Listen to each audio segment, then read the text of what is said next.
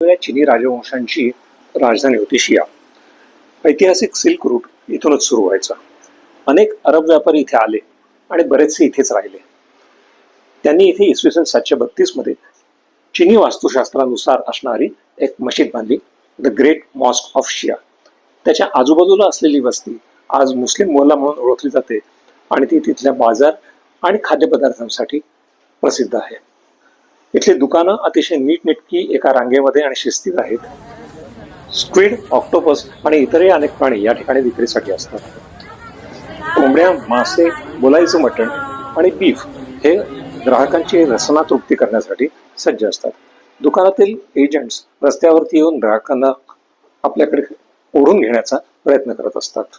आम्हाला सांगण्यात आलं होतं की पिटा ब्रेड इन लॅम्ब स्ट्यू हे तुम्ही नक्कीच घ्या. आम्ही त्याची ऑर्डर दिली. एक बाऊल आला, त्याच्यामध्ये 2 पिटा ब्रेड होते. सूचना मिळाली आम्हाला की त्याचे अनेक बारीक बारीक तुकडे करा. आम्ही केले.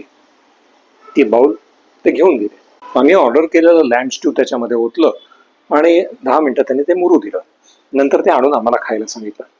आम्ही सगळ्यांनीच ते खाल्लं. सगळ्यांनाच ते अतिशय आवडलं. हा एक पदार्थ असा आहे की जो आम्ही घरी सुद्धा करू शकतो. आपल्या घरामध्ये हा करता येईल आणि मला वाटतं मी नक्कीच हा करीन. आम्हाला सगळ्यांना आवडला.